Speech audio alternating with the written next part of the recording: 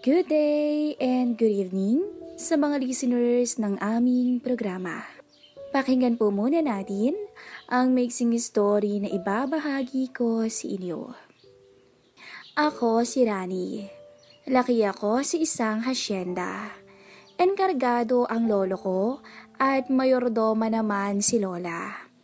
After ng graduation sa high school, ay inirekomenda ko ni lola na magsilbing houseboy ng aming amo sa kanilang bahay sa isang village sa Makati.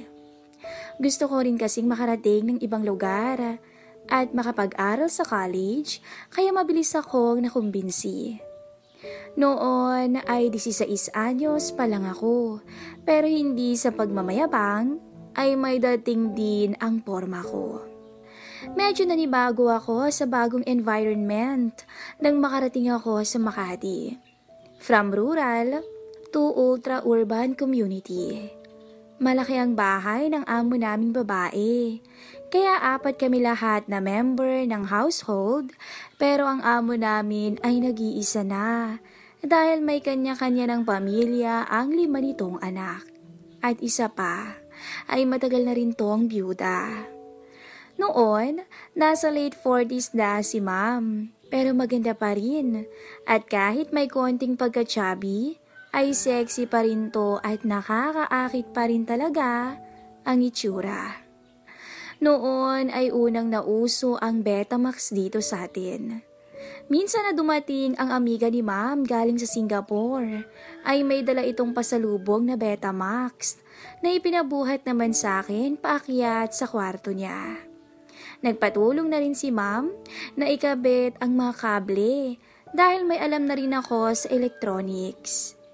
May napansin ako na beta tape na may tatak na for adults pero wala akong idea kung ano yun. Pagkatapos kong maikabit ang mga cable, ay bumaba na ako at nagtungo sa aking quarter para matulog. Isang araw, sa may garden ay may kapilyuhang pumasok sa ulo ko nang mapansin ko ang bintana ng kwarto ng aking amo. Inakyat ko ang malaking puno na nasa tapat mismo ng bintana at tiyempo naman na nagsisimula na ang palabas na pinapanood ni ma'am sa kanyang TV. Nagulat talaga ako sa entrada ng pelikula. Isang magandang babae at poging lalaki ang nagpapakasa sa higaan na halos umuga ng sobra. Biglang nagising ang diwa ko at napalunok. Walang kakurap-kurap ang aking mata sa pakikipanood dahil first time kong makapanood ng ganong klaseng palabas. Grabe talaga yung naramdaman kong epekto nun sa akin. Maya-maya ay napansin ko lang si ma'am na parang hindi na siya mapakali at parang napapatingala to sa pagkakahiga at natawa na lang ako. Inulit pa ulit ng isang beses ni ma'am ang palabas at maging ako ay inulit ko rin ang panunood. Nang matapos ay bumaba na ako sa puno at nagtungo sa aking quarter. Hanggang sa pagtulog ay nag-aalab pa rin ang pakiramdam ko dahil sa nasaksihan ko kanina. Kinabukasan ay ginising ako ng maaga ng isang maid. Nakiusap na ako muna ang maglinis sa loob ng mansyon dahil masama ang pakiramdam niya. 5:00 lang noon ng umaga at inuna kong linisin ang sahig sa second floor. Nang matapat ako sa kwarto ni ma'am, ay napansin ko na medyo nakabukas ang pinto at bukas ang ilaw ng lampshade. Wala akong naririnig na anuman pero natukso akong dumungaw sa loob. Parang estatwa na napapigil ang hininga ko nang makita si ma'am na walang kahit anong suot sa pagkakahiga at nakabukas ang mga binti nito paharap sa akin. Pinagpawisan ako ng todo at para akong lalagnatin ng mga oras na yun. Hindi ko inaasahan na ganoon ang itsura ni ma'am ng aking mapagmasdan. Dali-dali kong nilisan ang kwarto ni ma'am at nagtungo nilang ako sa ibang bahagi upang ipagpatuloy ang paglilinis. Sa buong maghapon ay ang nakakatakam na itsura lang ng Donya ang nasa isip ko. Kahit may edad na siya ay maganda pa rin talaga ang katawan. Kahit medyo may katabaan ay maganda ang korte at makinis. Maputing maputi at wala pang gaanong kulubot. Kinagabihan ay sinubukan kong umakyat ulit sa puno nang inakala ko na tulog na lahat ng aking mga kasama. Laking tuwa ko nang makita si ma'am habang inilalagay ang beta tape na paborito niya. At ako man ay pigil ang hininga habang nanunood ng palabas. Panay na rin ang inom ng red wine ni ma'am habang nanunood at napansin ko na napapahaplos na siya sa kanyang harapan habang pinapanood ang eksena. Ako man ay hindi nakatiis at tumugon na rin sa aking pangangailangan kahit nasa puno pa ako. Nang matapos ang palabas, ay pinatay na ni ma'am ang ilaw at bumaba naman na ako upang matulog. Sinikap kong magising ng mas maaga at eksaktong 4 a.m. ay nagtungo na ako sa mansyon at pumunta kaagad ako sa silid ng Donya. At laking tuwa ko nang makita kong bukas ang pinto at malaya akong nakapasok. Malakas ang loob ko dahil alam ko na mahimbing ang pagkakatulog ni ma'am sa dami ng nainom na red wine. Nanlaki ang mga mata ko nang muli kong makita si ma'am na walang kahit ano sa sarili. Sa puntong yun, hindi na ako nakatiis at umupo na ako sa gilid ng kama at sinulit kong pinagmasdan ang kabuuan ng mistis akong amo.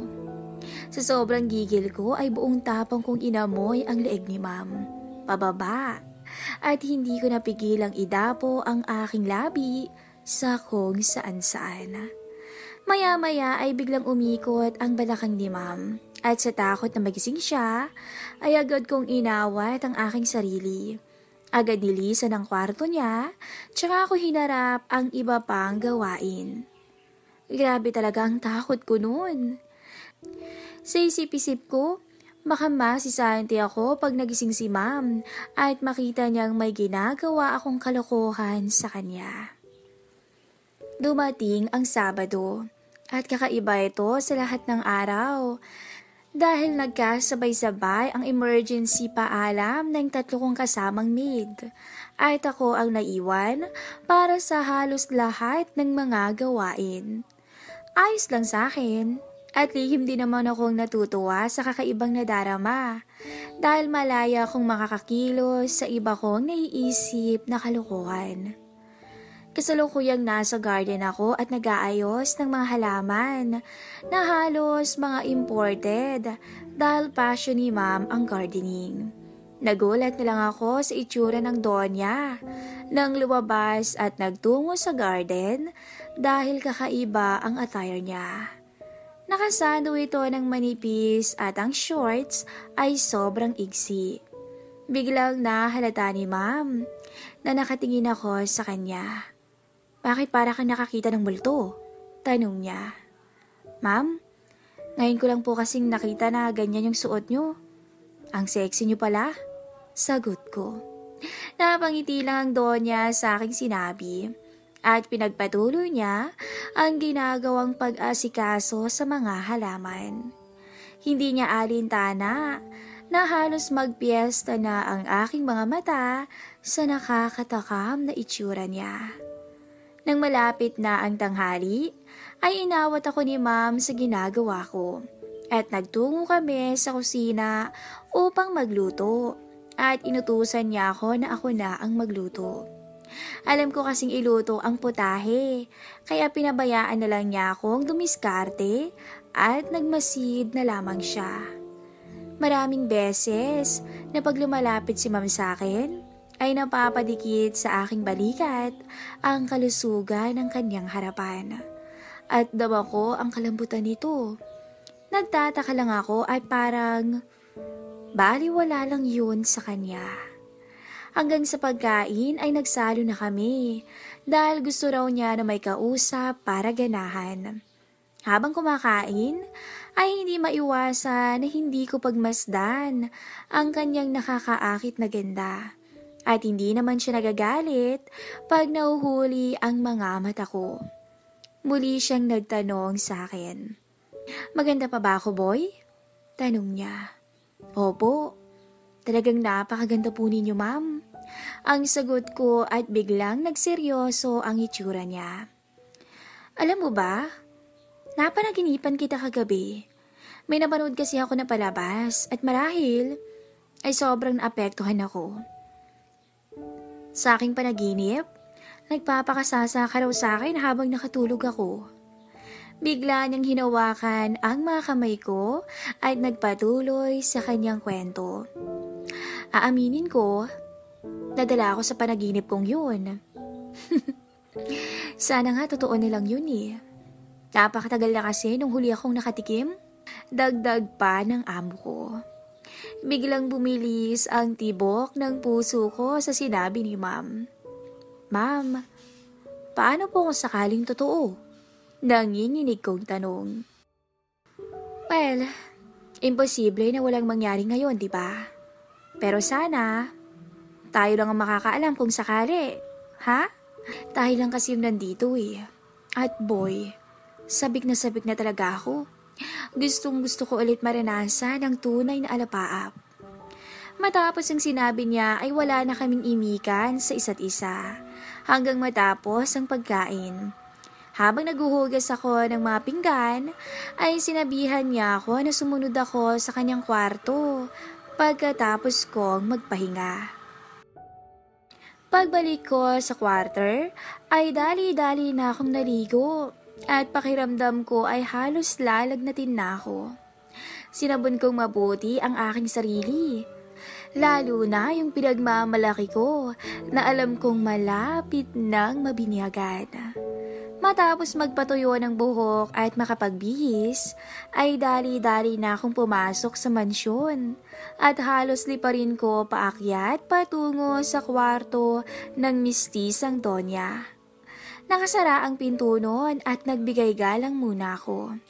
Kinatok ko ang pinto at narinig ko ang maamong boses ng Donya. "Tuloy ka, Rani, pasok ka na." Pinihit ko ang knob at dahan-dahan na tinulak ko ang pintuan. Para akong estatwa sa pagkakatayo. Nang maabutan kong si ma'am, ay isa-isa nang tinitilapon ang mga suot nito sa sahig. Napakaganda, napakakinis. Para akong nakakita ng isang modelo sa TV.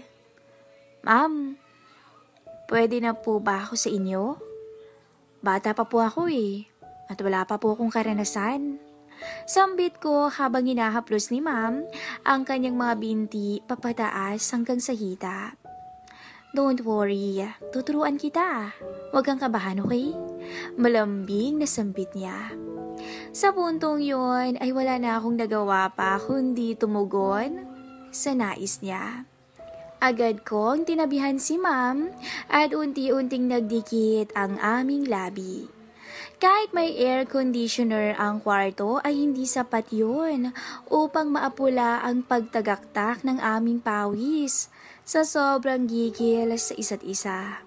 Tama ang sabi ng iba, hindi mahalaga ang malayong agwat ng edad kapag nadarang na kayong pareho. Matindi na rin ang pagkakayakap sa akin ni ma'am at dama ko ang kalambutan at init ng Donya sa aming pagyayakapan. Hindi na kami pwede pang mapigilan sa tindi ng uhaw namin sa isa't isa. Mabilis akong pumwesto sa pagitan ng mga binti niya at tuluyan ang tinugunan ang pangailangan naming dalawa. Napakaganda ng facial expression ni ma'am habang ninanamnam ang bawat sandali naming dalawa. Halos mawala kami sa katinoan ng oras na yun at hindi namin alintana na ako ay isang boy lang at siya ang amo ko. Hingal na nakangiti sa akin si ma'am nang makontento kami sa isa't isa. Muli niya akong niyakap. Nasabi ko na lang sa kanya na, "Ma'am, naangkin ko na ho kayo. Akin na po kayo Napatungo na lang ang donya na may kasama pang matamis na ngiti.